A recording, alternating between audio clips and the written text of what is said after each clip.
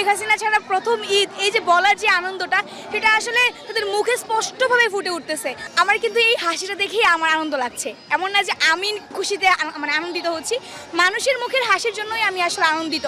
এই যে প্রত্যেকটা মানুষ ব্যান্ডের সাথে নাচছে, খুরমা খেজুর ঈদ মুবারক, ঈদ মুবারক, শেখ হাসিনা ছাড়া প্রথম ঈদ, এই যে বলার যে আনন্দটা, সেটা আসলে তাদের মুখে স্পষ্টভাবে ফুটে উঠতেছে।